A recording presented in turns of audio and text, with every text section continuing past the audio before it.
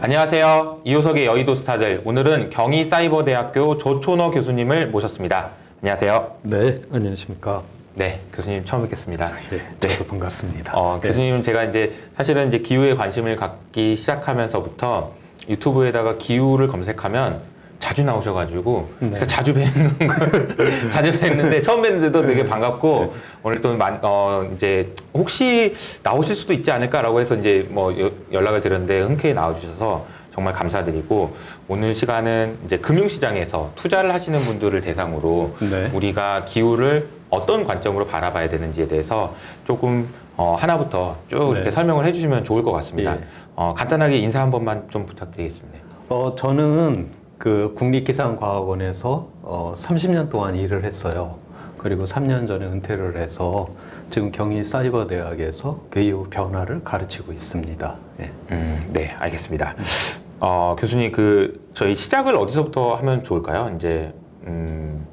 기후 위기 심각성. 사실 저도 금융시장 내에서는 네. 그래도 나름 열심히 얘기를 하고 있는 편이긴 하거든요. 네. 근데 저도 역시 많이 부족하고 예. 아마 보시는 분들도 인식 자체가 아직은 조금 부족하다는 생각이 많이 들어요. 그래서 오늘은 그냥 좀 과학적인 얘기, 사실에 기반한 예. 얘기들을 좀 많이 해주셨으면 좋겠습니다. 네. 일단 맨 처음 이야기는 지난 유엔에 그 기후 과학자들이 모이는 그런 모임이 우리가 이제 IPCC라고 하는데 이 IPCC는 한 5년 내지 7년 동안에 이런 과학적인 증거를 모아서 그거를 분석을 해갖고 보고서를 발간을 합니다. 그래서 1990년도에 1차 보고서가 나왔고 2013년도에 5차 보고서가 나왔고요. 네. 금년 8월에 6차 보고서가 나왔어요. 그 6차 보고서에서 대표적인 그 결과를 갖고 한번 제가 말씀을 드려보도록 하겠습니다. 그러면 2013년에 5차고 2021년에 6차가 나온 그러니까 거죠. 한 8년 만에 나온 거네요, 이거는. 원래는 작년에 나왔어야 되는 건데 네네. 작년에 코로나19가 있고 이래서 이게 국제적으로 이게 회의도 많이 해야 되고 그러니까 네. 그게 좀 잘 안 돼 갖고 그래서 네. 1년 좀 늦춰져서 금년에 나오게 됐습니다. 저도 다 보진 못했지만 거의 4,000페이지에 육박하는 방대한 보고서더라고요. 그러니까 저희 같은 경우도 저는 거기 있는 내용을 저도 읽기가 굉장히 힘들어요. 그게 왜냐하면 네. 유엔의 그 수많은 수백 명의 이런 과학자들이 그 문장 하나하나를 집어넣는데 그게 이미 나와 있는 논문에 있는 문장을 따다가 거기 집어넣어야 돼요. 이게 한 사람이 쭉 쓰면 이게 일관된 네네네. 어떤 이 스토리라인이 만들어지는데 그렇죠. 이게 어떤 다른 논문에 있는 근거를 갖다가 문장 하나하나를 배치를 하다 보니까 전문가 입장에서도 굉장히 읽기가 좀 어려웠고요. 저만 어려운 게 아니었군요. 아니, 네네네. 전문가들도 그거 굉장히 읽기 어렵습니다. 네네. 그래서 근데 거기에 이런 대표적인 그림, 표 같은 게 나오죠. 맞아요. 그거는 이해를 해야 돼요. 그럼 맞아요. 네, 네네. 그거는 모든 기후과학자들이 합의를 하고서 그러한 그 결과 그림과 그 표를 실어놨기 때문에 그 부분은 그렇고 그래서 우리가 보통 4,000페이지짜리 그 보고서를 이해를 하려고 하지는 않고요. 그쵸. 그래서 항상 나올 때 정책 결정자를 위한 보고서가 따로 나와요. 그거는 어차피 이 유엔에서 회의가 그 IPCC는 기후 과학자들이 모이고 과학자들이 이산화탄소를 줄여야 된다. 이걸 합의를 한다 해도 과학자들이 각자 자기 나라 돌아가고 야 이산화탄소 줄여. 그리고 화석연료 쓰지 마. 이 말을 해야 되잖아요. 과학자들이 그 말을 한다는 건 좀 말이 안 맞죠. 그렇죠. 왜냐하면 이거는 화석연료를 안 쓴다는 건 이해관계가 이게 그렇죠. 충돌을 하는 문제이기 때문에 그건 정책 결정자들이 해야 되잖아요. 그래서 유엔에 또 다른 회의가 하나 더 있습니다. 그게 바로 UNFCCC 기후변화 협약이라고 하는 당사국 회담이라고 하는 걸 하게 돼요.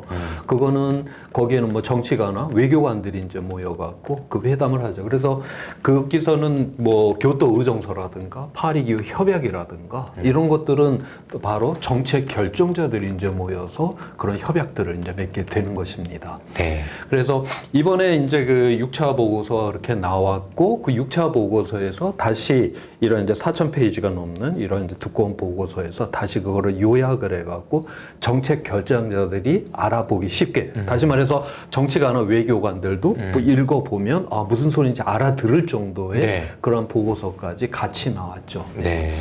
보고서를 보신 소감이 한마디로 표현하면 어떠세요? 그러니까 지금까지 이제 5차 보고서까지 이제 전체적인 그 흐름을 따라가고 있어요. 이 기후 이 변화라고 하는 거는 우리가 한 80년대 이전에 물론 몇몇 과학자들이 그때도 사람들이 온실가스 화석 연료를 태워서 온실가스가 증가를 하면 이제 위험하게 될 것이다라고 하는 걸 이야기를 하는 과학자들이 있었는데 모든 과학자가 그걸 합의를 한 건 아니었습니다. 동의를 한 건 아니었고 그러다가 이제 90년대 들어오면 80년대 들어오면서 실제로 기온이 상당히 이게 상승을 하는 거예요. 그런데 이제 초반에는 이게 자연에도 기후 변화라는 게 있거든요. 그 인간 때문인지 자연의 변화인 건지 이게 이제 구별이 잘 안 되는 이런 상황이 이제 쭉 있다가 2000년대 IPCC 3차 보고서가 발간될 때 그때 이제 처음으로 지금 현재 기온의 상승은 이제 인간 때문일 가능성이 가장 높다라는 걸 처음 이야기를 하죠. 그러니까 표현이 인간 때문일 가능성이 높다 정도 수준이었네요. 그렇죠. 2000년 3차 보고서가 나올 때까지만 해도 그래서 그 당시에 이제 처음 그러한 이제 이야기가 나왔고 그다음에 이제 4차 보고서 때 그다음에 5차 보고서 때까지 이제 가게 되면 95%의 확률로 인간 때문에 오늘날의 기후 변화가 일어난다. 그렇게까지 지금 이야기를 했고요. 지금 6차 보고서에서는 지금 절대라고 하는 건 과학에서는 없어요. 맞아요. 네. 그래서 여기서는 그러니까 거의 확실하다. 그냥 거의 99% 이상으로다가 지금 거의 확실하게 인간 때문에 오늘날의 기후 변화가 일어나고 있다. 지금 그렇게 보고 있고요. 그러면 2000년대 초반에 예. 3차 보고서까지 보신 분들 입장에서는 예. 인간 때문일 수도 있지만 아닐 수도 있다라는 얘기를 계속 하고 계신 분들이 여전히 있는 것 같아요. 그러니까 이제 그렇죠. 지금까지 업데이트를 안 되신 분들은 그래서 저도 이제 정말 많은 질문이 인간 때문 아니라던데? 막 이런 제기도 되게 많이 하시고 그런데 그 부분에 대해서는 이번엔 논란이 이제 거의 이제 그러니까 확실히 3차 보고서 때부터는 뭐 인간 때문에 확률이 이제 높다라는 걸 이제 제시를 했기 때문에 그러니까 20년 전부터는 과학 주류계에서는 인간 때문에 오늘날의 기후 위기가 일어난다는 이미 과학계에서는 이미 결정이 난 이야기다. 20년 전부터는. 20년 전부터. 그 전에는 긴가 민가 그런 이야기를 한 게 과학계 안에서도 좀 그런 논란이 있었기 때문에 뭐 그렇게 이제 봐도 되지만. 그럼 이쪽 분야를 연구하시는 분들은 전혀 이견이 없는 거죠, 지금은?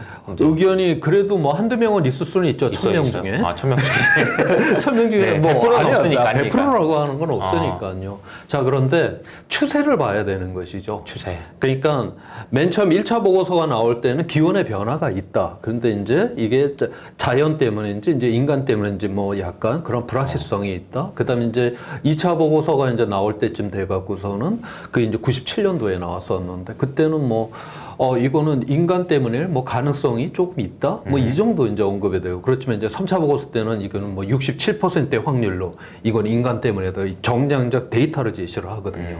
그 다음에 이제 4차 보고서가 나올 때는 이제 90% 이상으로 이건 인간 때문이다. 그 다음에 5차 보고서 2013년도에 나올 때는 95%라고 하는 이런 정량적 이 값들이 점점 그 명백해지는 이러한 상황인데. 그래서 과학적 증거가 이게 모아짐에 따라 갖고 그렇죠. 점차 이게 빨라지고 강해지고 명백해지는 이러한 현상이다.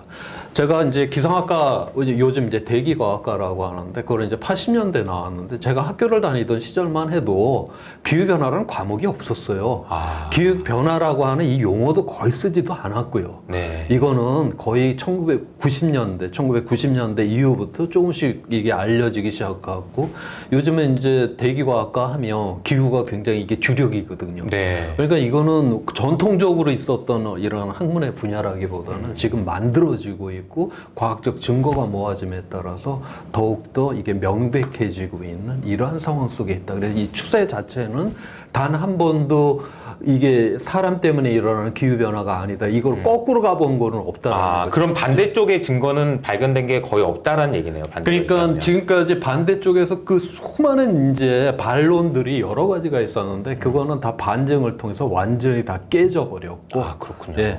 단 하나도 살아남은 증거는 없어요. 이 기후변화를 인간 때문이 아니다라고 하는 이 증거들은 과학계에서는 다 이제 다 무너져 있는 그런 상황이 있다라고 그렇게 보시면 됩니다. 그래서 지금 현재 아직까지 이게 인간 때문에 일어나는 기후 변화다라고 하는 이 반대되는 증거가 아직 나오지가 않았어요. 그러면 우리 과학에서는 잠정적으로 이거 그쵸. 진리로 결론을 그렇게 받아들이는 것이거든요. 그래서 그런데 이게 이제 인간 그다음에 우리의 문명의 위험에 이제 끼친다라고 하는 측면에서 그러면 우리가 100%는 아니지만 절대는 아니지만 네. 그래도 이거는 대응을 해야 되는 것이 아니냐 이제 이렇게 보는 것이죠. 알겠습니다. 그러면 6차 보고서의 내용을 조금 들어가 볼까요? 그러면 예, 네, 6차 지금 이게 가장 6차 보고서의 가장 이제 대표적인 그 이제 그림입니다. 네. 우리가 보통 그 가장 기후변화의 대표성은 우리가 지구 평균 기온을 따져요. 네. 지구 평균 기온은 우리 체온하고 좀 가장 비슷합니다. 그러니까 우리 체온이 한 1도 정도 정상보다 1도 이상 되면 이제 뭐 머리 같은 경우 컨디션이 안 좋으면서 내 몸의 이상 상태를 감지를 하잖아요. 그렇죠, 그렇죠. 지금까지 우리가 산업화 이후에 화석연료를 태워서 온실가스 농도가 증가를 해갖고 증가된 기온이 1.1도예요. 지금 현재는 그래서 그 전 세계적으로다가 이제 이런 기후 변화가 이제 일어나고 있다라고 하는 그것인데요. 바로 그 이야기입니다. 지금 요거는 1950년도부터 해서 지금 2100년 미래를 이제 보여주고 있는데 1950년대에서 2015년까지는 지금까지 이제 변화된 모습을 보여주고 있고 그다음에 이제 미래로 가는데 여기 보면 SSP 1, 2, 뭐 3, 뭐 5, 뭐 이런 것들이 있잖아요. 네, 네. 이게 이제 6차 보고서 때 2100년까지 미래 예측한 결과인데 기후과학자들이 그냥 미래를 이렇게 예측한다? 그건 할 수가 없죠. 왜냐하면 2100년까지 이산화탄소 농도가 어떻게 되는지 모르잖아요. 그렇죠. 기후과학자들은. 사람들이 어떻게 대응하는지를 시나리오를 짜야 될 것 같아요. 시나리오를 이제 맨 처음 따는데 그거를 바로 이제 에너지 경제학자들, 사회학자들이 짭니다. 아하. 왜냐하면 미래 사회가 어떤 사회가 될 것이냐를 미리 결정을 해야 될 거 아니에요. 자, 그래 그 예가 이번에 요 SSP라고 하는 요 시나리오인데 지금 보시면 이산화탄소 요 배출량이라고 하는 거는 여기 인구가 많으면 많을수록 많이 배출하겠죠. 네네. 그 다음에 여기 인구당 서비스라고 하면 이거 소득 수준을 의미를 하거든요. 그 소득 수준이 높으면 높을수록 이산화탄소 배출량이 많아질 거고, 그 다음에 여기 E라고 하는 거는 서비스당 에너지를 의미를 해요. 이거는 산업의 구조를 나타냅니다. 영국처럼 금융업 갖고 사는 나라들은 뭐 소득 수준을 높이는데 그다지 이산화탄소 배출하고는 상관이 좀 덜하죠. 근데 이제 우리나라처럼 중화학공업을 베이스로 하는 나라들은 소득 수준을 높이려면 이 부분이 이게 이산화탄소를 많이 배출할 수밖에 네. 없는 것이고, 그다음에 이제 에너지당 CO2라고 하는 거는 이게 이제 재생에너지 비율을 나타내는 것이고요. 자, 여기서 인구 떨어지고요. 서비스 떨어지고요. 에너지 떨어지고요. 옛날에 수학 시간에 곱하기 하면 이거 없어지죠. 그죠? 네. 그래갖고 분모 분자 이렇게 다 떨궈버리면 자, 그래서 이 CO2라고 하는 게 서로 이제 항등식으로 딱 맞아 떨어지잖아요. 우리가 CO2, 이산화탄소라고 하는 거 우리가 과학의 용어인데 그렇죠. 저게 보면 사회 경제적인 이러한 거로 다 환원이 될 수 있다. 그래서 앞으로 미래 사회가 인구가 어떻게 되고 소득 수준이 어떻게 되고 산업의 구조, 그다음에 뭐 재생에너지 이런 비율들이 미래에 어떻게 될 것이냐에 따라서 이 CO2 배출량이 나오죠. 이거를 이제 에너지 경제학자들이 이제 만들어 주면 이제 그 다음부터 기후과학자들이 그 이산화탄소 농도 이거를 갖고 이제 미래를 예측을 하게 되는 것입니다. 그래서 SSP1이라고 하는 이 시나리오는 우리가 지속 가능한 사회예요. 네. 그러니까 이 기후로 인해 갖고 큰 충격을 받지를 않고 우리가 지금 살아왔던 이 문명을 그대로 유지를 하는 시나리오들이고 다행이다 뭐 이런 거죠. 그 위에 있는 시나리오들은 기후 위기로 인해 갖고 지금까지는 뭐 기후 때문에 뭐 경제가 꺾였느니 뭐 이런 것들이 지금 현재는 뭐 저기 인도라든가 열대지방 같은 경우는 현재까지 일어났던 기후 변화 때문에 경제가 꺾였다라고 봐요. 그런데 온대지방 이 위쪽에서는 그렇게까지는 안 보고 있거든요. 네. 그래서 이 위쪽을 가게 되면 이제 경제도 꺾일 수밖에 없는 끊임없이 뭐 식량이 부족하고 물이 부족하고 뭐 이런 일이 일어나는 것이기 때문에 그렇게 이제 위험 사회로 간다라고 지금 그렇게 보는 것이죠. 그래서 현재까지는 이제 1.1도가 이제 상승이 된 그러한 상태이고 지금 저기 구간이네요. 네. 여기인데 우리가 여기 SSP원에서 여기 뒤에 또 숫자들이 이렇게 붙여 있잖아요. 네. 요거는 에너지 양을 나타내요. 그 온실가스에 의해 갖고 단위 면적당 얼만큼의 에너지가 더 이제 이 지구에 축적이 되느냐를 이제 나타내는데 여기 1.9가 붙게 되면은 1.5도를 막는 시나리오고요. 여기에 SSP1에서 2.6이면은 2도 이내로 막는 거예요. 이게 이제 파리 기후 협약이 되는 것이죠. 그래서 이 SSP1 시나리오가 여기에서만이 지속 가능할 수 있다라고 지금 그렇게 보는 겁니다. 네. 현재는 이제 1.1도가 올라왔고 앞서 이야기를 했듯이 1.1도는 우리가 지구 평균 기온이 이제 체온하고 비슷하다라고 했는데 1도 이상이 되면 뭔가 컨디션이 안 좋은 약간 몸살 기운이 네, 있고 네, 뭐 이런 네. 느낌. 그래서 지금 현재는 전 세계적으로 보았을 때는 기후 위기가 일어난 게 아니고 아직은 국지적으로 다 일어나요. 네. 그렇지만 전 세계적으로 다 기후 위기 때문에 뭐 경제가 뭐 우리 경제 성장률이 다 다운이 된다 이러지는 않았잖아요. 네네네. 그래서 현재는 그냥 감지만 하고 있다. 지금 이제 그렇게 보는 거고요. 여기서 한 단계 이제 더 나가서 2015년 파리 기후 협약 2도 이내. 근데 2도를 이제 넘게 되면 우리가 파국적인 상황에 이제 경제가 이제 꺾이는 이런 상황까지 들어갈 수 있다라고 그렇게 봤는데 이 2도라고 하는 거는 근데 지난 2013년도에 오차 보고서가 나왔다라고 했잖아요. 네네. 오차 보고서가 나올 때 모든 기후과학자들이 2도 이상이 되면 굉장히 이거 위험 속으로 들어가는 거야. 그다음에 경제도 그때부터는 꺾이게 될 거야. 이건 금방 합의가 됐어요. 그런데 당시 일부 과학자들이 그거 아닌데 1.5도 이상도 상당히 위험한데 이렇게 이야기를 한 거예요. 그렇게 주장을 했는데 당시 갖고 있었던 그 과학적 증거를 갖고선 모든 사람의 합의가 안 됐어요. 유엔의 그 IPCC 그 기후과학자들 사이에서 합의가 안 되니까 그래서 이제 그 다음에는 그러면 이 문제를 어떻게 해결하냐? 앞으로 그러면 5년 동안 더 과학적 사실을 모아보자. 그 다음에 5년 후에 다시 한번 회의를 하자. 이렇게 이제 결정이 났습니다. 그렇군요. 그래서 2018년도에 인천에서 이 IPCC 특별총회가 다시 열렸어요. 2018년도. 18년. 네, 그러니까 5년 동안 2013년도에 이제 과학적 그 결과가 나왔고 5년 동안 과학적 사실을 모아서 다시 그 자료를 분석한 결과 2018년도에는 바로 이제 기후과학자들이 2도뿐만이 아니라 1.5도를 넘어서 그러니까 지금보다 0.4도가 더 높아져도 이건 이제 위험 상태로 들어갈 가능성이 있다. 지금 현재는 이제 그렇게까지 지금 보고 있는 이런 상황입니다. 그래서 당시 2018년도에 1.5도를 그럼 막아야 될 거 아니에요. 네. 1.5도를 막으려고 하면 2050년까지 탄소 중립 상태를 만들어야 된다라고 그때 합의를 하게 되는 것이죠. 그래서 오늘날 모든 그 기후위기 그 대응이라고 하는 거는 2050년 탄소 중립을 목표로 잡고 있잖아요. 바로 그 목표는 바로 이제 2018년 인천의 IPCC 총회에서 이제 결정이 되었다라고 하는 것이고요. 그 다음에 이 지구 평균 기온이 올라간다. 지금 뭐 1도가 올랐다. 앞으로 뭐 2도가 올라간다. 그러니까 그 기온이 우리가 뭐 수만 년, 뭐 수백만 년, 뭐 수억 년까지 과거의 기후를 보게 되면 자연적으로도 기후는 계속 변화가 일어났거든요. 네네. 뭐 빙기, 간빙기 뭐 이런 변화들도 끊임없이 있었고 그다음에 오늘날 이제 사람이 또 일으키고 있는 이 기후 변화라는 게 있고 그럼 자연에 의한 기후 변화, 인간에 의한 이 기후 변화라고 하는 게 있는데 이 차이가 이제 어떤 것인지를 보여주는 그러한 이제 그림입니다. 네. 여기가 지금 현재이고요. 여기가 지금 42만 년 전이거든요. 42만 년이요. 예. 오래됐네요. 예. 42만 년. 42만 뭐 그런데 뭐 지구의 역사가 뭐 45억 년이니까 뭐 거기에 비하면 뭐 아무것도 네. 아니죠. 자, 그런데 지난 한 100만 년 동안에는 천문학적인 조건이 변해 갖고 네. 10만 년 주기로다가 빙기를 갖다가 간빙기로 갖다가 하는 그러한 변화들이 일어나요. 이건 자연 스스로가 네. 변한 거거든요. 자, 위쪽에 있는 건 지구 평균 기온인데 한 9만 년에 걸쳐서 기온이 쭉 떨어집니다. 네. 그랬다가 5천 년, 한 10,000년에 걸쳐서 기온이 쭉 상승했다가 수천 년 동안 좀 따뜻했다가 다시 또 기온이 떨어졌다 올라갔다. 이건 자연 스스로가 이렇게 변화가 일어나거든요. 자, 그런데 이때 지구 평균 기온이 떨어지면 이산화탄소 농도도 떨어지고 상승을 하게 되면 이산화탄소 농도도 같이 늘어나요. 얘 둘은 항상 함께 오르락 내리락 하는 이런 특징을 갖고 있습니다. 자, 그런데 여기 현재에서요. 여기 현재에서 지난 이제 마지막 요 빙기 때 가장 추웠을 때가 지금으로부터 한 2만 년 전이에요. 네. 요때인데 요때 이산화탄소의 농도가 0.02%였습니다.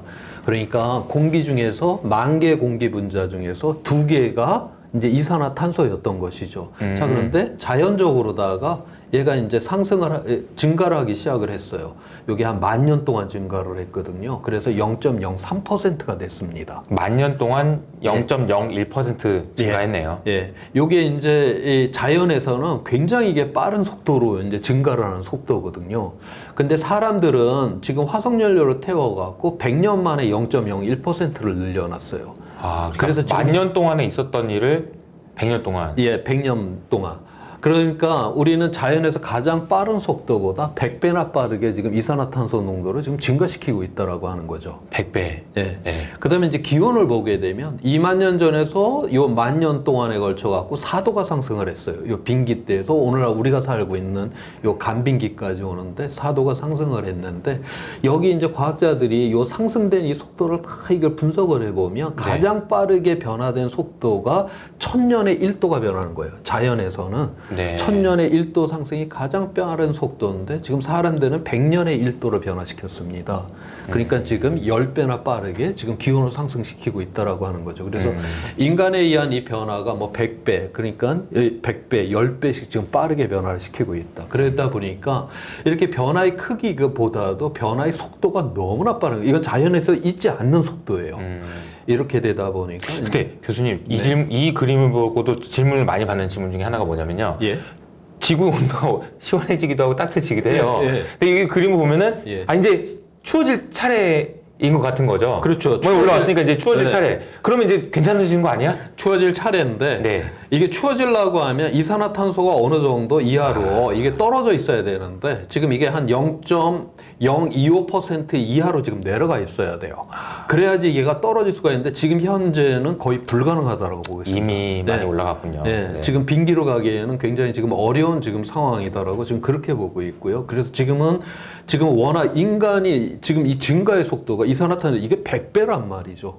이건 자연이 갖고 있는 이 힘보다도 인간이 갖고 있는 이게 훨씬 더 지금 큰 상황이기 때문에 네. 빙기로 가기는 지금 어렵다. 지금 그렇게 보고 있습니다. 네. 자, 이렇게 되니까 이제 어떤 문제가 일어나냐. 바로 이렇게 변화의 속도가 굉장히 빨라지게 되면 극단적인 날씨가 엄청나게 많이 발생을 해요. 그래서 이건 메넨 재보험회사, 그 독일의 메넨 재보험회사, 여기가 전 세계 날씨에 의한 재난 이 DB를 가장 잘 갖고 있는. 제보험회사는 보험회사들이 가입하는 보험회사예요. 그렇죠. 네, 그러니까 이제 잘 알 수밖에 없죠. 네. 제일 민감하게. 아무튼 저 회사가 제가 뭐 국립기상과학원 했을 때 저기 있는 이 아시아 담당하는 사람이 저를 찾아올 정도로 아, 그래요? 우리나라 이러한 그 재난 이러한 데이터를 갖다가 날씨 데이터를 알고 싶다고 그러면서 찾아올 정도. 돈이 걸렸으니까 그렇죠. 네. 네. 그래갖고 전 세계에서 우리나라 그 어떤 곳도 저를 찾아온 일이 없었는데 이야 이게 독일의 회사가 왜 나를 찾아왔지? 아무튼 그랬던 경험도 있습니다. 어찌됐든 이 메넨제 보험회사가 이 DB를 잘 갖고 있는데 맨 위에 있는 게 전 세계적으로 이 날씨에 의한 재난 개수를 나타내고 있어요. 네. 1980년도에는 약 250개가 발생을 했습니다. 전 세계적으로. 네, 그 네. 재난성의 날씨라고 하는 게 지금 2019년도에는 지금 800개를 돌파를 해버렸어요.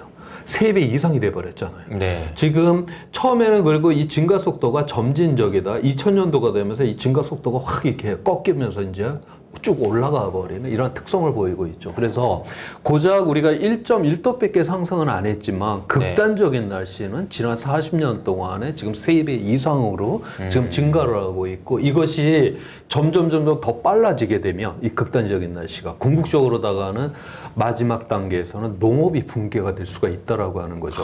농업이 붕괴가 된다. 그러면 우리가 아무리 멋진 휴대폰을 만들고 아무리 정교한 반도체를 만들어낸다 해도 먹을 거 없으면 이 세상은 그냥 끝장나는 겁니다. 네. 그렇기 때문에 결국 이러한 문제들이 결국 물의 문제, 그 다음에 식량의 문제로 이제 들어가게 될 것이다. 자꾸 저렇게 되니까 이상 기후가 이상하지 않은 그런 상황이 되는 것 같아요. 그러니까 저것이 지금 현재는 이제 그러한 것들이 아직까지는 우리가 탄속력의 범위 안에 있다라고 봐요.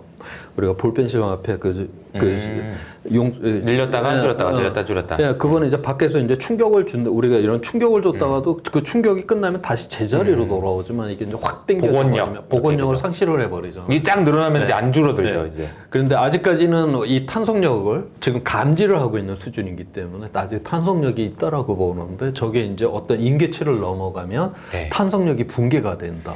바로 그때부터는 이제 물의 문제, 식량의 문제라고 하는 것이 우리를 이제 절박하게 조여 들어오게 될 것이다. 지금 이제 그렇게 보는 것입니다. 네. 네. 아, 이게 이제 감이 조금 오는 것 같습니다. 하나하나씩 이제 설명을 좀 해주시고 계신데, 일단은 IPCC 보고서가 어떤 내용인지, 네. 그리고 1도씨, 2도씨 뭐 이렇게 어떻게 보면은 그냥 뭐 쪼잔한 거 아니냐 이런 얘기를 할 수 있지만 사실은 그 안에 굉장히 많은 것들이 있다는 얘기고요. 그래서 그 지금까지 그 이제 일어났었던 그 이제 지구 평균 기온이 이렇게 상승된다. 이거는 그만큼 더 우리가 그 극단적인 날씨가 이제 많이 발생을 한다라는 걸 의미를 하는 것이고요. 네. 그렇게 되면 결국 물이 부족하고 그러면 가뭄이 들고 그럼 기근이 일어나고 또 빙하가 녹게 되니까 해수면이 올라올 거 아니에요. 해수면이 올라오게 되면 이게 이제 연안에 있는 이 도시들이 해안 가까이 있는 도시들은 침수를 당할 가능성이 높아지는 것이고, 그다음에 이산화탄소가 이제 늘어나는 만큼 그게 그렇게 이산화탄소가 늘어나면 그 바다가 그만큼 더 이 이산화탄소를 흡수를 해버립니다. 그러면 우리가 탄산수라고 하는 게 그 이산화탄소를 집어넣은 거 아니에요. 결국 그게 탄산 성분, 그러면 산성도를 이제 높여갖고 결국 해양 생태계를 붕괴를 시키고 그렇게 되면 우리는 바다로부터 식량을 얻기가 더욱더 어렵게 되는. 그래서 지구 평균 기온이 올라가는 그만큼 더 우리의 생존의 기반이 무너져 버린다. 우리가 이제 그렇게 이해를 해야 되는 것이죠. 그러면서 지금까지 이 기후, 이 변화라고 하는 것이 지금 이제 이러한 데이터들이 이제 점점점 쌓이게 되면서 점점 이제 명백한 이러한 이제 상황으로 들어오고 있다. 그러면서 우리한테 점점 가까이 오고 있다. 바로 이제 여기에 위기가 있다. 그렇게 보고 있는 것입니다. 그리고 이제 제가 많이 받는 질문 중에 하나가 IPCC 보고서에서 뭐 1.5도, 2도씨 도달할 가능성이 어쨌든 결과적으로 많이 높아진 거니까 네. 우리가 뭐 해도 안 되는 거 아니야? 그냥 포기하는 게 낫지 않아? 낫지 않아는 아니지만 뭐 어차피 안 줄여도 끝난 거 아니야? 이런 얘기도 많이 하시고 우리가 할 수 있는 게 뭐 있어? 뭐 이런 질문도 많이 하시거든요. 근데 그거에 대해서는 어떻게 답변을 근데 드리는 아직까지는 걸까요? 뭐 2050년까지 탄소 중립 1.5도를 맞게 되면 그거는 이제 1.5도 이내면은 이게 탄성력을 갖게 된다라고. 우리 용수철이 이렇게 삥 늘어나진 않는다는 거죠. 그렇죠. 줄어들 수 있다는 거죠. 다시 그거는 올 수 있는 그런 상황이기 때문에 그러면 이제 지속 가능하다라고 그렇게 이제 우리가 볼 수 있는 것이거든요. 그래서 아직 완전히 늦은 건 아닌 거죠. 그럼요. 아직 우리한테 시간이 있는데 시간이 미리 있으니까. 지금부터 좌절을 해야 될 그런 이유는 하나도 그죠. 없는. 아니 그러니까 그런 질문을 하시는 이유는 뭐냐면 제가 그 질문을 하신 이유를 생각해 보면 못 줄이고 싶을 것 같다라고 생각하거나 아니면 그냥 이산화탄소 이거 배출하면서 그냥 살고 싶은 분들이거나 그것과 관련된 이해관계가 있는 분들이거나 그런 경우들이 좀 많은 것 같아요. 뭐 그렇게 하면서 그냥 이대로 살자. 그런데 이대로 살면 분명한 거는 파국이 들어오거든요. 파국이. 그리고 어떤 면에서 우리는 화석연료를 태웠기 때문에 삶을 굉장히 편익을 누렸잖아요. 그동안 편하게 살았죠. 우리는 편익을 누렸는데 이 온실가스는 한번 배출이 되면 수백 년, 수천 년 동안 그대로 공기 중에 얘는 남아있는 그런 속성을 갖고 있거든요. 우리 사회에서 이제 이슈가 되고 있는 미세먼지 같은 경우는 나와갖고 하루 이틀 만에 햇빛하고 반응을 해서 얘네들은 없어집니다. 아무리 제일 오래가는 미세먼지가 5일이에요. 5일. 네, 5일이 지나면 자연적으로 파괴가 돼버려요. 다시 말해서 미세먼지는 우리 건강에만 영향을 미치고 그다음에 5일밖에 가지를 않으니까 그냥 우리 세대의 문제일 뿐이에요. 그런데 이 이제 온실가스 같은 경우는 한번 이제 배출이 되거나 수백 년, 수천 년 동안 그대로 공기 중에 남아있으니 계속 얘는 누적이 된단 말이죠. 축적이 된 상태로 점점 이제 위험한 이러한 상태로 이제 들어오게 된다. 그렇게 되니까 결국 이제 뭐 이대로 이제 계속 가게 되면 이제 보통 지금 금세기 한 중반 이후가 되게 되면 굉장히 이제 우리 인류가 견뎌내기 어려울 정도의 이제 위험이 엄청나게 이제 많이 발생하게 될 것이다. 그리고 또 하나 질문은 저도 이제 교수님께서 IPCC 보고서 설명해 주신 내용 중에 이제 인상적이었던 게 그러니까 우리가 낮에도 해가 제일 높이 떴을 때는 12시인데 더워지는 때는 2시, 3시인 것처럼 지금 우리가 이미 배출한 이산화탄소 때문에 한 10년의 주기를 거쳐서 조금 더 후행적으로 온도가 올라갈 수 있다. 그런 얘기도 해주셨던 것 같은데 그래서 이제 걱정은 지금도 이제 가속화되고 올라가고 있다고 하니 이러다가 이거 2도 이렇게 돼버리는 거 아닌가 이런 생각 되게 많이 하는 것 같아요. 걱정스러운 거죠. 그러니까 어떻게 해야 됩니까? 그 얘기를 좀 해주셨으면 좋겠어요. 그거는 잠깐만요. 이 그림인데 네. 지금 요것도 이번에 IPCC 이제 6차 보고서에서 나온 그 결과인데 지난 이제 서기 1년부터 해서 이제 최근까지 해서 지구 평균 기온이 상승된 모습이에요. 네, 지금 네. 1.1도 이렇게 이제 올라왔는데 2000년 동안. 예, 예. 이렇게 요 부분에서 요게 이제 한 100년 동안에 이렇게 상승된 것이거든요. 네. 요전까지는 거의 그냥 일정하게 유지를 했었고 이 모습이 약간 하키스틱 모습이라고 그래서 여기 이제 하키스틱 형식으로다가 이렇게 이제 이렇게 기온이 상승한다. 그래서 1.1도예요. 그다음에 이제 과학자들이 이 1.1도가 무슨 원인으로다가 이렇게 상승이 됐는지 그걸 다 쪼개서 볼 수가 있습니다. 네. 먼저 여기 자연의 변동이라고 하는 거, 우리가 엘니뇨라고 하는 태평양의 이제 그 바닷물이 좀 따뜻해, 네, 이건 네. 자연 스스로가 변하는 거예요. 네, 네, 바닷물이 따뜻해지게 되면 지구 평균 기온이 한 0.2도 정도가 올라가요. 그 다음에 이제 라니나라고 하는 또 그건 태평양의 바닷물이 좀 차가워지는 경우가 있습니다. 그러면 0.2도 정도가 좀 떨어지게 되고. 이렇게 돼서 이건 플러스 마이너스 하게 되면 이제 상쇄가 돼버리죠. 퉁쳐지네요. 예. 네. 그 다음에 이제 태양 같은 경우도 11년 주기로다가 이 흑점이 변하면서 태양 강도가 변해요. 이거는 한 0.1도 범위 안에서 왔다 갔다 해요.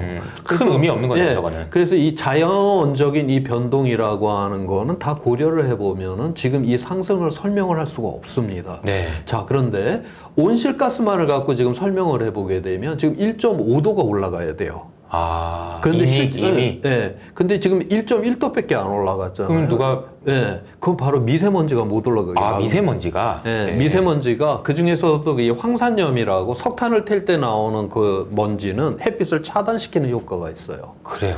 예, 얘가 이제 나왔기 때문에 0.4도를 떨궈 버렸습니다. 그래서 지금 이제 1.1도가 지금 올라갔다라고 하는 것이거든요.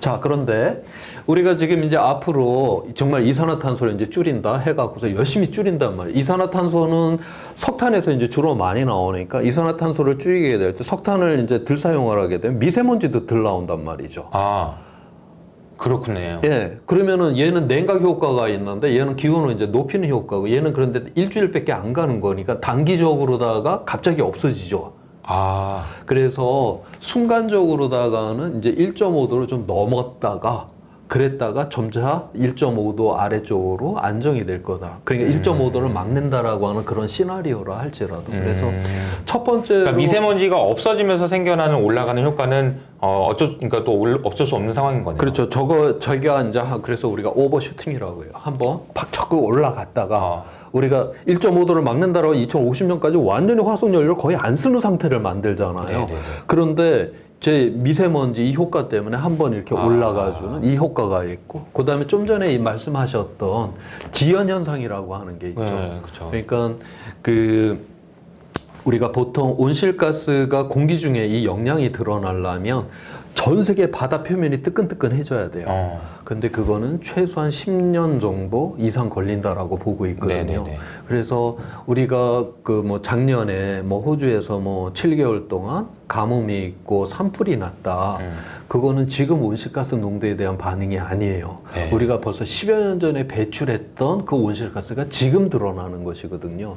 이제 그러한 지연 현상, 그 다음에 저 미세먼지가 갑자기 없어지게 되면 또 온도가 올라가게 되는 현상. 그래서 이제 순간적으로 한번 오버슈팅을 했다가 우리가 열심히 줄인다 해도 한번 훅 올라갔다가 그리고 이제 점차 내려가게 될 거다. 지금 그렇게 예상을 하고 있습니다. 네. 그러면 우리가 이제 뭘 해야 되는지에 대한 네. 이야기를 좀 해주시면 좋을 것 같습니다. 일단 포기하지 말고 예. 해야 되는데 뭘 해야 되는지. 예. 네, 일단 우리가 사회 경제라고 하는 게 엄청나게 이제 성장을 했잖아요. 맞아요. 사회 경제가 성장을 했고 그 과정에서 우리가 화석 연료를 엄청나게 태웠죠. 그래서 기후 변화를 일으켰고 우리한테 이제 안 좋은 영향을 미치잖아요. 그러면 이 원인이 되었던 기후 변화의 원인은 저감을 시켜버려야 되겠죠. 원인은 기후 예. 변화의 원인은 예. 줄여야 된다 그런 예. 거죠. 그래서 여기서는 이제 화석 연료를 안 쓰겠다라는 게 이제 나오는 것이고 네. 어차피 변화가 일어났어요. 이미 네. 이건 원인을 따져서는 또 안 되죠. 일어난 변화에 대해서는. 보고 있어요, 저희도. 네. 그래서 거기에 대해서는 우리는 적응을 해야 되겠죠. 결과에 대해서는 적응을 해야 되고 원인은 저감, 완화를 시켜야 된다. 네. 이제 이런 식으로다가 기후 위기 대응을 갖다가 하면은 이제 된다라고 그렇게 보고 있고요. 그래서 지금 현재 이미 이 저감이다라고 하는 거, 물론 우리나라에서는 조금 뒤처진 감은 있는데 네. 지금 이미 이 세상은 급격한 이런 이제 변화가 이미 일어나고 있다라고 하는 것이. 것이죠. 그래서 10년 전까지만 해도 2009년도에 태양광이 가장 비싼 에너지였죠. 그런데 지금 지난 10년 동안에 지금 거의 90% 가격이 떨어졌고, 지금 풍력도 한 70%가 떨어졌고, 지금 그래서 이 10년 전에 지금 100원 하던 게 10원하고 30원 하는 거는 지금 이쪽 재생에너지 이 분야밖에 없다라고 하는 것이죠. 네. 예를 들어서 이쪽 분야의 모든 그 기술의 혁신이 지금 다 붙어버렸고, 그래서 태양광 같은 경우는 지난 10년 동안에 에너지 효율 자체가 2배 이상 좋아졌거든요. 2배 이상 좋아졌다? 이건 뭘 의미를 하냐? 가격을 절반 이상으로 떨굴 수가 있다라는 거고, 그 다음에 똑같은 예전보다 절반의 면적에다가만 태양광을 설치를 해도 똑같은 그 에너지를 얻을 수가 있다라는 것이고, 그 다음에 지금 이게 다 떨어진 게 아니라 앞으로도 지금 더욱더 떨어지게 될 것이다. 지금 그렇게 보고 있거든요. 그만큼 지금 이 전 세계적으로 다 이제 전환이 어마어마하게 지금 빠르게 일어나고 있다라고 하는 것이고요.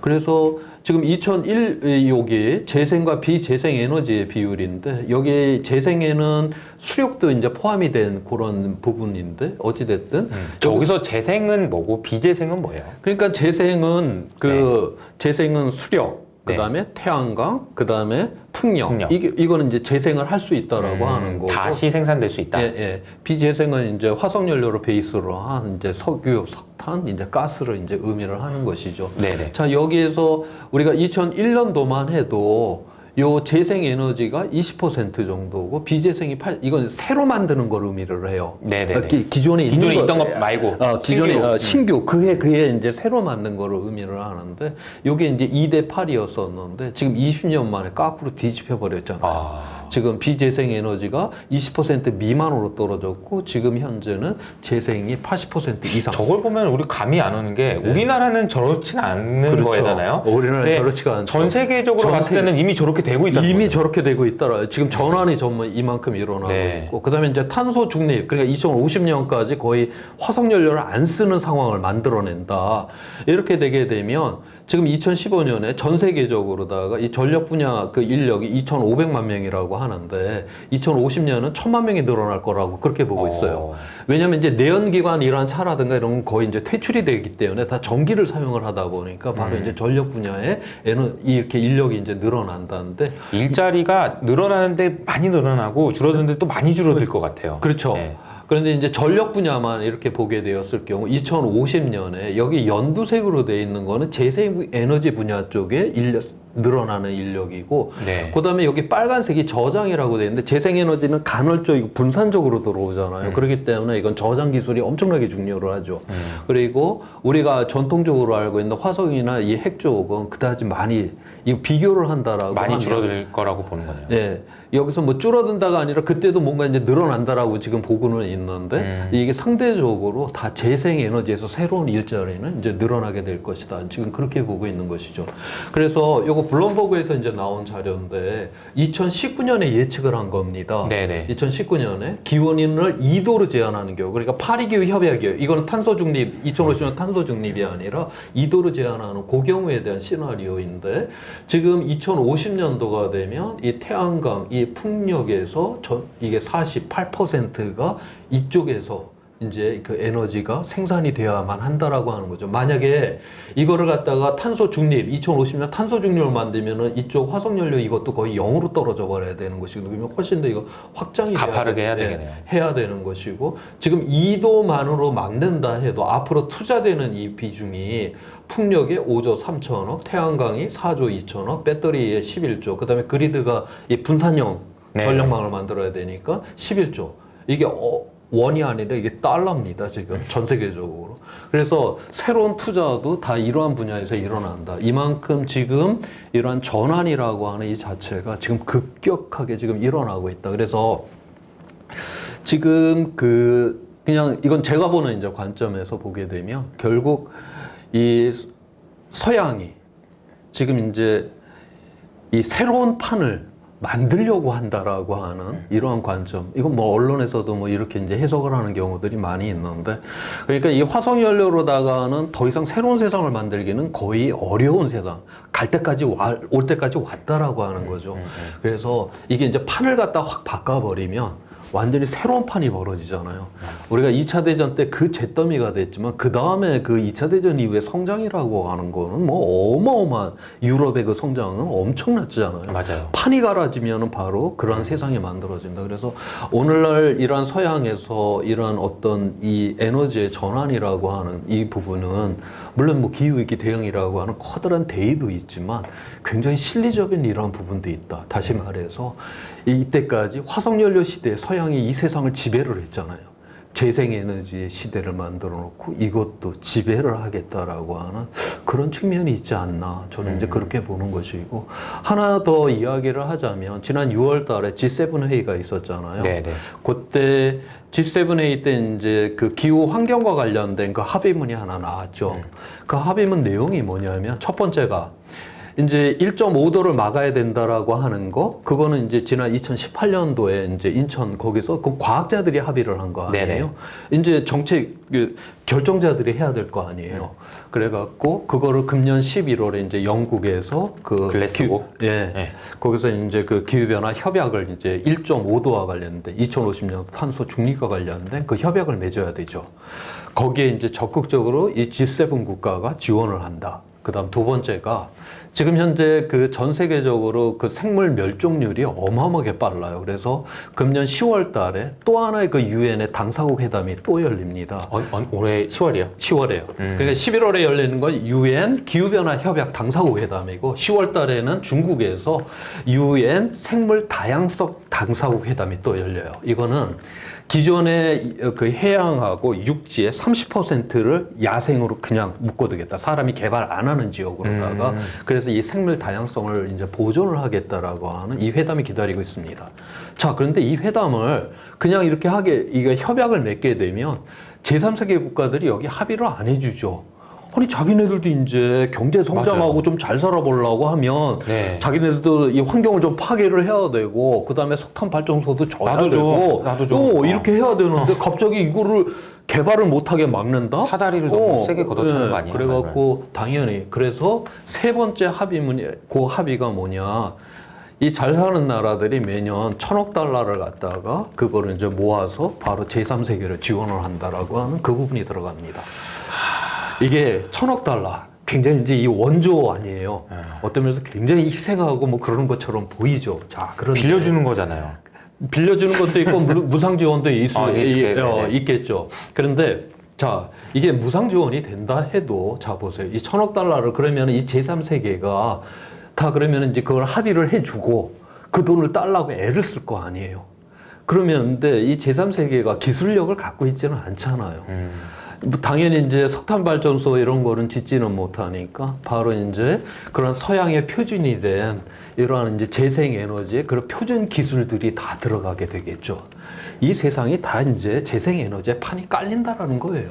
그렇게 이제 다 이 전 세계가 그렇게 되게 되면 결국 시장은 재생 에너지로 이제 통합이 되는 거고 바로 그때 바로 자기네들이 갖고 있는 이 우월한 이런 기술력으로다가 계속 지배력을 확보를 하게 되는 것이죠.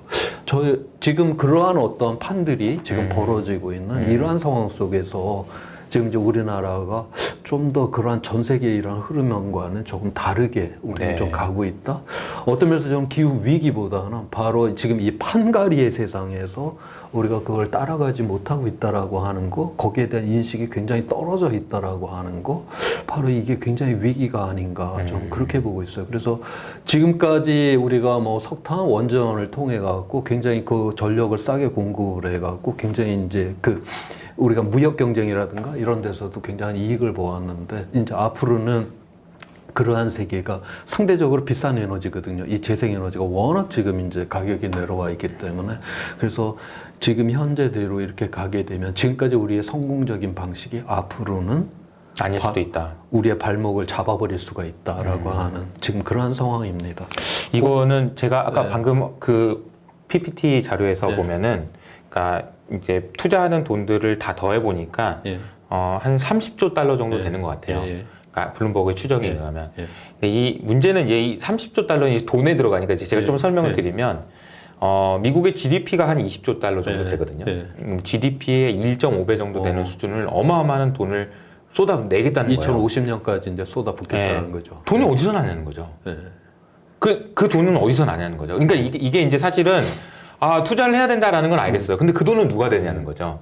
근데 그 돈은 아마도 이제 제가 추정하기로는 대부분 중앙은행에서 그냥 찍어서 쓸 겁니다. 그러니까 중앙은행에서 찍어서 쓰게 되면 또 어떤 문제가 생기냐면 인플레이션이 오게 되는 거거든요. 화폐 가치가 하락하면서 생기는 인플레이션. 지금도 올해 굉장히 많은 화두가 인플레이션이고 결과적으로 이제 기후 위기를 막기 위해서 지금 우리가 어쨌든 옛날에 우리가 마차를 쓰던 세대에서 자동차로 쓰는 세대로 넘어갈 때도 그때도 예. 얘기 들어보면 마차 가격은 안 빠졌대요. 왜냐하면 예. 마차 만드는 사람이 없으니까. 예. 지금도 마찬가지인 게 석탄을 쓰는 사람이 그러니까 만드는 사람이 없다 보니까 석탄 가격이 빠지지 않고 오히려 올라요. 예. 이런 현상들이 이제 사실은 인플레이션의 영향이고 그래서 사실 이제 저희 고민은 이런 거예요. 이제 돈을 많이 써야 돼요. 정말 많이 써야 됩니다. 무상 지원도 해줘야 되지, 뭐 또 기술 개발도. 근데 여기서 오는 인플레이션이, 그러니까 저는 제일 많이 걱정되는 부분이 그거거든요. 그러니까 인플레이션이 안 와야 돼요. 예. 근데 인플레이션이 오면 이걸 돈을 못 풀어요. 그러면 이거 재생에너지도 못 하잖아요. 그래서 이게 연결고리가 이런 쪽으로 이제 금융시장에서 이제 밭을 내기 거기에 좀 연결이 돼 있는 것 같아요. 저는 뭐 제가 이제 그런 금융 이쪽은 제가 잘은 모르는 거고 그래서 제가 뭐라고 이야기하기는 어렵고 지금 현재도 화석연료 이쪽에 정부 이제 보조금이라든가 이런 것들이 굉장히 많이 들어가죠. 그래서 그쵸. 저런 쪽에서 이제 이야기를 하는 거는 바로 그건 어차피 이제 세금으로 들어가는 거고 아니면은 이제 은행에서 그렇게 찍어내는 거. 네네. 그거는 우리 공적인 돈이지 그 맞아요. 개인의 돈은 아니잖아요. 결국 이제 그러한 부분들을 완전히 그거를 중단을 빨리 시켜버려야 된다. 지금 그렇게들 이제 주장을 하는 것인데 맞아요. 제가 이제 근데 아주 속속들이 내용까지 그러니까 이제 제가 말씀드린 이유는 사실 이제 이런 부분이 금융시장에서는 걱정하고 있다라는 걸 말씀 좀 드리고 싶었고 뭐 잘 해결될 거라고 보고 있습니다만 넘어야 될 산이 또 있다 이쪽에도. 그러니까 그 예를 들어서 이 금융시장에서 금융시장이 작동을 하게 되면 가장 빠른 시간 안에 화석연료를 줄일 수 있다라고 지금 그렇게 보거든요. 그게 왜냐하면 금융시장에서 이쪽에 이제 투자 자금을 갖다가 이 화석연료 이 분야에 투자를 안 한다? 그렇게 되게 되면 가장 효과가 빠르죠.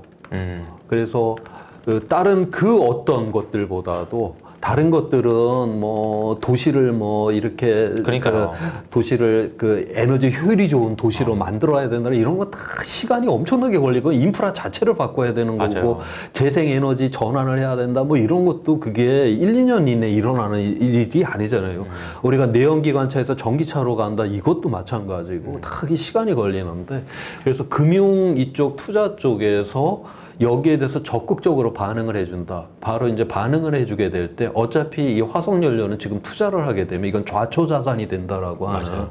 결국 이쪽 재생에너지가 가격이 이제 내려가는 상황이고 이쪽은 그냥 예전보다 유지를 하거나 올라가거나 이런 상황이기 때문에 결국 이렇게 되게 되면 물론 이쪽 뭐 화석연료나 원전도 계속 여기 기술 혁신과 투자가 여기 다 몰리면 여기도 가격이 떨어지겠는데 지금 그렇게는 안 하잖아요. 맞아요. 오직 재생에너지 이쪽에만 모든 그 대량 생산과 이 투자가 다 이쪽에만 지금 이루어지고 있기 때문에 그래서 이거는 결국 이쪽 우리가 이쪽에 뭐 원전이라든가 이런 석탄에 이거 쥐고 앉아 있다가는 결국 세계적 이 흐름에서 우리는 이거 완전히 동떨어지는 상황이 될 수가 있다.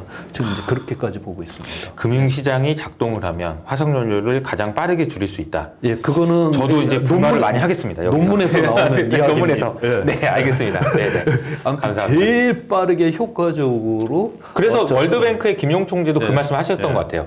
그냥 탄소의 가격을 올리면 그냥 끝난다. 그냥 가격 올려버리면 자기네들이 알아서 뭘 하겠지. 그런 이런 얘기가 하셨던 투자를 게 끊어버리면 어쨌든 그 투자 간에. 기관이 투자를 끊어버리면 이거는 가장 빠른 효과가 나오는 분야가 그래서 어떤 면에서 이 기후위기 이제 비상행동에 이런 시민단체들이 맨날 그저 석탄 발전소 앞에 가갖고 중단하라고 난리가 나잖아요. 맞아요. 가장 효과가 빠르기 때문에 그래요. 맞습니다. 네, 알겠습니다.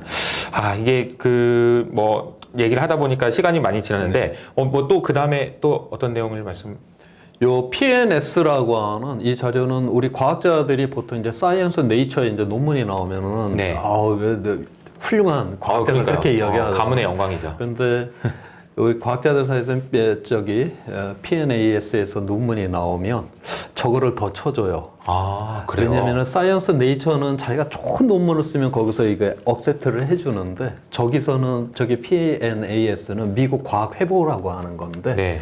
저거는 좋은 그러한 이제 연구를 한 사람한테 당신이 이러한 논문을 써달라고 하는 그 의뢰를 받아야지 쓸 수가 있어요. 아, 네. 그렇군요. 네, 그러니까 저기는 엄청난 그 영광이네. 그러니까 이걸 할수 자기가 있다는 거. 좋은 논문 썼다라고 해갖고 이거를 낼 수가 있질 않고 그러네요. 미국 그 과학위원회에서 거기서 찍어주는 거 아닌가요? 예, 거기서 이런 논문을 당신이 이 최고의 전문가니까 좀 써주십시오 하고서 거기서 이제 나온 결과인데요.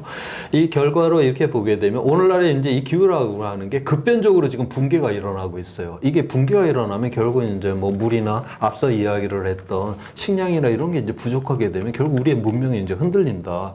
결국 이걸 막으려고 하면 우리가 이 화석 연료를 갖다가 이 베이스를 완전히 이제 재생에너지로 바꿔야 된다.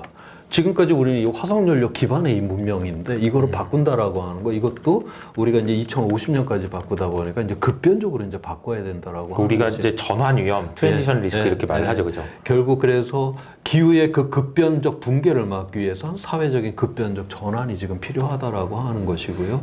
그 중에서 이 6가지 이제 요인들이 급변적으로 변화가 일어나야 된다라고 그렇게 보고 있어요. 그래서 첫 번째로다가는 에너지 생산 이제 저장 시스템의 이제 급변적 전환. 그래서 이제 화석연료 보조금이 이제 철폐가 돼야 되고 그 돈을 갖다가 재생 에너지에 다 투자를 해야 된다. 그다음에 현재는 그 우리가 중앙 집중적인 그런 에너지 전력망을 갖고 있잖아요. 이거를 이제 분산적인 체계로다가 다 바꿔내야 된다라고 네네. 하는 그런 게 있고 두 번째로다가 이제 거주지의 문제인데 현재 전 세계 인구의 절반이 도시에서 살고 있거든요. 2050년이 되면 3분의 2가 도시에서 살게 될 것이다라고 보고 있고 우리나라 같은 경우도 지금 한 90%가 도시에서 살고 있다라고 봐야 되거든요. 네. 그리고 오늘날의 이 기후위기 대응은 도시에서 결판을 내야 된다. 그래서 요즘 이 주요한 큰 도시들이 탄소 중립 도시들을 이제 선언을 하잖아요. 네. 바로 이제 거기에 발맞춰 가야 된다라는 것이고 세 번째로 이제 금융시장인데 이 금융시장은 이제 화석연료 이 투자에 대한 이 철회가 이제 가장 중요한 것이죠. 만약 금융시장에서 이러한 신호를 보내게 되게 되면 바로 1년 이내 가장 효과적으로다가 전환이 일어날 수 있는 이 분야다라고 지금 그렇게 보고 있습니다. 아, 이게 보니까 이 추정되는 시간이네요. 예, 이게 이게 이제 사회적인 위로 올라갈수록 시간이 이 위쪽에 가서는 뭐 한 30년 이상이 걸리는 것이고 교육을 한다 이거는 진짜 오래 걸리는 거예요. 교육이 이제 교육해서 언제 하겠어? 그러니까 지금 이제 그런 그래서 건데, 바로 이제 예. 금융시장에서는 이렇게 지금 빠르게 지금 일어난다. 그래서 뭐 교육, 규범, 가치지 이거 가치의 전환. 지금까지는 우리가 화석연료 때문에 온 세상이 이렇게 지금 위험하다라고 이야기했지만 솔직히 말해서 지금 우리가 누리고 있는 삶이 다 화석연료 덕분 아니에요. 그런데 그래서 굉장히 고마워해야 되는 것이죠. 화석연료에 대해. 그런데 앞으로는 이렇게 가다가는 너무나 이제 위험한 세상이 되니까 앞으로는 이제 화석연료를 갖다 쓴다라는 게 비도덕적이고 비윤리적이다라고 완전히 가치관을 이제 바꿔버려야 되는 그렇지만 이거는 이렇게 이제 오랜 시간들이 30년이거든요. 30년. 이렇게 걸린다라고 지금 그렇게 보고 있죠. 그래서 금융시장의 반응이 가장 빠르게 전환을 하게 될 때 중요하다라고 그렇게 보고 있습니다. 아, 네. 저 장표는 저한테 되게 많은 그 뭐라고 해야 되죠? 느낌이 많이 오네요. 그러니까 금융시장에서 해야 되는 일이 네. 크다라는 거고 네. 지금 빨리 이제 세상을 바꾸고 그리고 네. 우리가 좀 더 지속 가능한 세상에서 네. 살기 위해서 금융시장의 역할이 저렇게 중요하다라는 거를 네, 또 저기서 배울 수 있게 되는 거네요. 저도 이제 금융시장에서 더 이제 기후와 관련된 부분들을 많이 말씀을 드리고 하는 게 큰 역할을 하고 있다는 생각도 조금 들었습니다. 네네. 그만큼 저 금융시장이 빠른 효과를 보기 때문에 이 기후위기 대응에 있어서 가장 또 타켓이 될 가능성도 굉장히 크다라고 또 타겟이 그렇게 될 수 있다는 거는 어떤 의미예요? 그러니까 이런 시민단체라든가 이 기후위기 대응과 관련된 이런 시민단체라든가 이런 데서 가장 빠르게 효과를 볼 수 있는 영역이기 때문에 저 야, 네가 빨리 좀 하면 된다니까 뭐 네. 이렇게. 예. 좀 사람의 저 정신 상태를 바꾸다는 그렇죠. 언제 바꿔요? 언제 바꿔요? 그렇지만 어. 저거는 당장 우리 이제 이런 투자 기관들이 우리 화석연료에 대한 투자를 안 할 거야. 이렇게 되면 이건 금방 이게 바꿀 수가 있거든요. 효과가 빨리 올 수 있는 부분이기 때문에 그래서 내부적인 이러한 부분들, 그다음에 외부적인 이러한 부분들에 있어서 금융시장에서 굉장한 어떤 압박을 이렇게 전환에 있어서 네, 가장 네, 네. 커다란 아무튼 그러니까 어떤 면에서 가장 앞에 나가는 전위적인 이러한 역할뿐만이 아니라 네네. 만약 그 역할이 안 되게 되면 또 압박 역시 또 가장 많이 받게 되는 그러한 영역이 되지 않을까 저는 그렇게 예상을 합니다. 네, 네, 알겠습니다. 교수님은 오늘 이제 기후와 관련된 이야기를 쭉 해봤는데 뭐 이쪽 이제 금융시장에 있는 사람들이 듣는 얘기거든요, 사실. 그래서 마지막 얘기는 정말 울림이 있는 얘기였던 것 같아요. 마지막으로 이제 저희 이제 우리 투자를 하시는 분들한테 혹시 뭐 당부의 말씀이나 아니면 우리나라에서 이제 투자하시는 분들도 사실 이런 내용들을 아셔야 네. 기후와 관련된 쪽으로 투자를 하시는 것이 지구를 위해서도 도움이 된다라는 그런 어떤 뭐 일종의 뭐 사명감 뭐 내지는 그런 내용들도 좀 아셔야 되는 것 같아요. 그러니까 저희가 이제 저도 이제 스터디를 해보면은 ESG 모티베이티드 인베스터라는 게 있어요. 네. 그러니까 그 투자자인데 ESG에 모티베이트 된 투자자인 거예요. 예. 그래서 이 투자자는 ESG 등급이 낮으면 네. 투자를 안 하고 높으면 기대 수익률이 조금 낮더라도 난 투자할 용의가 예, 있다. 예. 이런 사람들을 ESG 모티베이티드 예. 인베스터라고 해요. 예. 근데 이런 투자자분들이 과연 우리나라에 몇 명이나 있을까? 네. 저는 많지는 않은 것 같아요. 아직까지는. 근데 이런 내용 오늘 이제 들은 내용들을 보시고 많은 투자자분들이 ESG 모티베이티드 인베스터가 되셨으면 좋겠고 될 가능성이 높다라고 저는 생각을 하거든요. 그래서 오늘 너무 귀한 시간이었던 것 같습니다. 그래서 마지막 투자자분들한테 뭐 이게 당부의 말씀 뭐 이렇게 한 말씀 해주신다면 어떤 내용이 있을까요? 네. 제가 투자 네. 쪽은 뭐 전혀 알지 못하는 사람이 아니 그래도 뭔가 이야기를 한다는 게 좀 네. 쑥스럽기는 한데 네네. ESG를 이제 말씀을 하셨으니까 네. 이 우리가 지구 환경이라고 하는 건 물질적으로 이건 유한한 세계 아니에요. 네. 유한한 세계니까 이제 더 이상 인간의 이 어떤 그 욕망이 여기서 무한히 달성이 될 수 없다라고 하는 바로 이제 그 한계에 지금 이제 가까이 왔다라고 하는 겁니다. 현실 자체가. 그래서 지구 환경이 이제 무너지게 되게 되면 우리의 사회, 우리의 공동체가 무너지게 되는 것이고 우리의 공동체가 무너지게 되면 그 다음에 뭐 경제고 시장이고 하는 것도 이제 존재해야 될 이유가 없어지는 거 아니에요. 그래서 근본적으로 우리는 지금까지는 이 지구라고 하는 거는 무한하다라고 하는 이 세계 속에서 우리의 인간의 세상은 끊임없이 커져도 된다라고 우리가 그렇게 가정을 해왔죠. 근데 이제 여기에 바로 이제 한계가 있다라고 하는 것이죠. 그러니까 이 현재 이제 전 세계적으로다가 평균적인 경제 성장률이 3% 아니에요. 이게 이제 3%씩 성장을 하게 되면 복리로 따지면 23년이 지나면 경제 규모가 2배가 되죠. 자, 그런데 경제 규모가 2배가 됐다? 그거를 갖다 인간의 두뇌하고 인간의 근육의 힘만으로 만드느냐? 택도 없는 소리죠. 그만큼 더 우리는 에너지와 자원을 빼 써야 되는 것이고요. 그만큼 더 온실가스, 오염먼지, 쓰레기를 쌓아둬야 돼요. 한쪽은 계속 고갈을 시키고 한쪽은 계속 쌓아둔다? 자연의 법칙에 의해서 이건 결코 존재할 수가 없습니다. 자연은 에너지와 물질이 순환이 되는 것이지 한쪽은 고갈, 한쪽은 쌓아둘 수가 없다라고 하는 것이죠. 바로 오늘날의 이제 지구의 위기다라고 하는 것은 이러한 상태가 되게 되면 지구가 인간을 공격하게 된다. 결국 우리가 숨쉬는 공기, 마시는 물, 먹는 식량, 삶의 거주지가 지구로부터 공격을 받게 되는 이러한 상황에 처한다. 바로 이제 이러한 관점에서 우리의 경제를 한번 봐야 되지 않나? 저는 기후위기 시대가 그거를 우리한테 알려준다라고 저는 그렇게 보고 있습니다. 네. 교수님 너무 감사하고 또 이게 너무 좋은 시간이었던 것 같습니다. 개인적으로도 그렇고 보시는 시청자분들도 좋은 시간이었을 거라고 확신하고 또 기회가 되면 또 다음에 한번 또 보실 수 있으면 좋겠다는 생각도 듭니다. 네, 오늘 너무 감사드립니다. 예, 고맙습니다. 예.